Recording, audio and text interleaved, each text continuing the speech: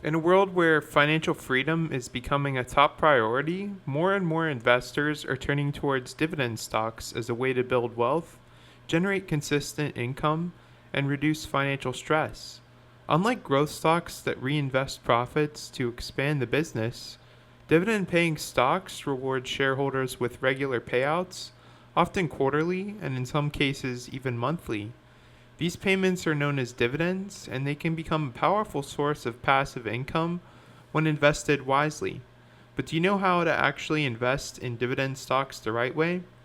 This video is going to guide you through everything you need to know about dividend investing, from understanding how dividends work to selecting high quality dividend stocks or ETFs, and even building a monthly income strategy that can even replace your paycheck. Let's dive in. Dividend stocks are shares of companies that distribute a portion of their earnings to shareholders. These payments are typically made in cash and are deposited directly into your brokerage account. Companies that pay dividends are often well established, profitable businesses with a history of financial stability. Think of companies like Coca-Cola, Johnson & Johnson, or Procter & Gamble. Dividends are usually expressed in two ways. The first is the dividend yield, which is the annual dividend provided by the stock's current price. And the second is the payout ratio, the percentage of earnings paid out as dividends. High dividend yields can be attractive, but they're not the only thing that matters. We'll have more on that later. So why should you invest in dividend stocks? There's many compelling reasons to include dividend stocks in your investment strategy. The first is passive income. You can get paid regularly just for owning shares without needing to sell your investments. The second reason is compounding returns. Reinvesting your dividends into more shares accelerates your portfolio's growth over time. The third reason is stability. Many dividend paying companies are blue chip stocks that are less volatile during market downturns. The fourth reason is tax benefits. Qualified dividends are often taxed at lower rates than regular income. And the last reason is inflation protection. Companies that are consistently raising their dividends can help your income keep pace with inflation. So how do you start investing in dividend stocks? Getting started is much simpler than you might think. Here's a step-by-step breakdown. The first step is to open a brokerage account. Before anything else, you'll need a brokerage account to buy and hold your dividend stocks.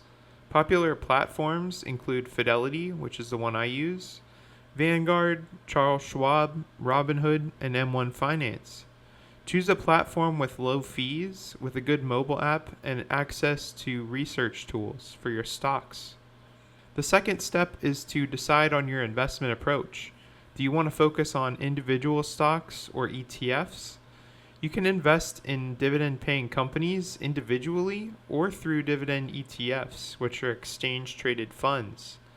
Individual stocks are where you handpick companies like Pepsi, Chevron, and others based on their dividend history, yield, and growth. This takes a lot more effort than investing in dividend ETFs. Dividend ETFs allow you to bundle dozens or even hundreds of dividend stocks and providing instant diversification. Top choices include SCHD, or the Schwab US Dividend Equity ETF, VYM, or the Vanguard High Yield Dividend ETF, or DGRO, the iShares Dividend Growth ETF. If you're a beginner and don't want to research individual companies, dividend ETFs are an excellent place to start. The third step is to screen for high quality dividend stocks or ETFs. If you go in the individual stock route, here's what you need to look for.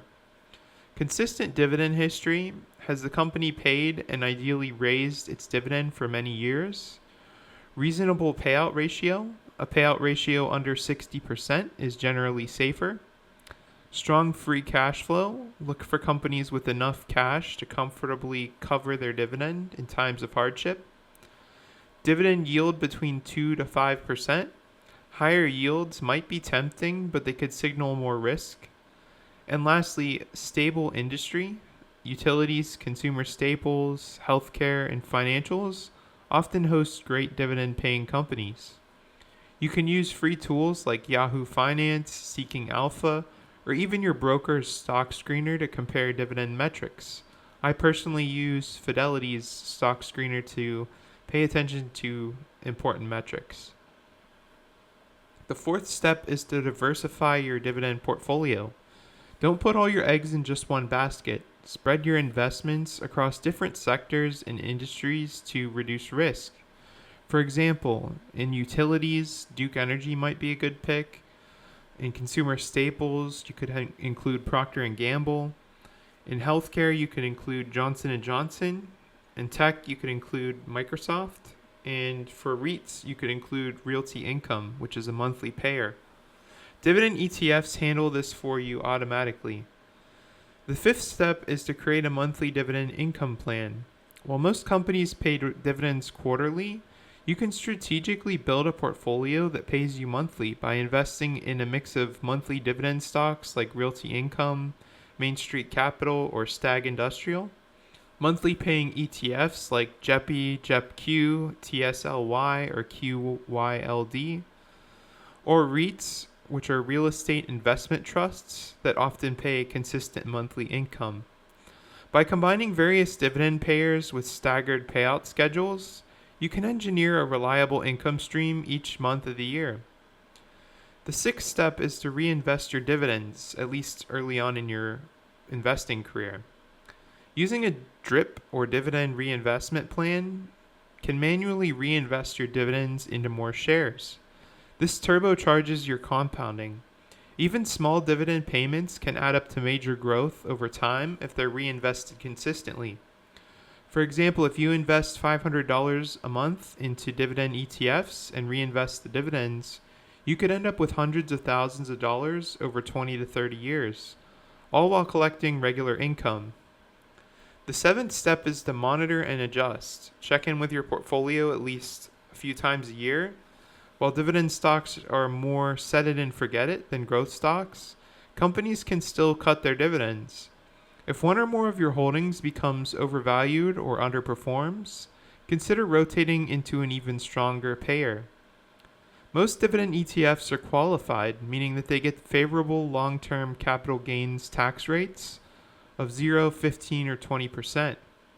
But REITs and some ETFs like TSLY or QYLD often pay non-qualified dividends, which are taxed as ordinary income. To minimize your taxes, hold high yielders and REITs in tax-advantaged accounts like a Roth IRA or traditional IRA. Use your brokerage's tax summary to keep track of qualified versus non-qualified income. Dividend investing isn't flashy overnight returns. It's about slow, steady, and reliable income that grows over time. By staying disciplined, reinvesting, and selecting quality companies or ETFs, you can build a portfolio that works for you even while you sleep. Many early retirees and financially independent investors often cite dividend income as a key part of their financial freedom. It's predictable, resilient, and compounding in a way that feels tangible. So whether you want to earn an extra $100 a month to pay a bill, or dream of living fully off your dividend portfolio one day, dividend investing is a powerful strategy to get you there. Start small, stay consistent, and reinvest often. Your future self will thank you. If you enjoyed today's video, please be sure to hit the like button and subscribe to the channel in order to stay up to date with the latest videos we post here on the Financial Freedom Show. And feel free to comment down below what dividend stocks or ETFs you're adding to your portfolio. We'd love to hear from you in the comments. And if you'd like to have your name featured at the end of every single video we publish, feel free to check out the membership link in the description down below. Thanks for watching, and I'll see you in the next one.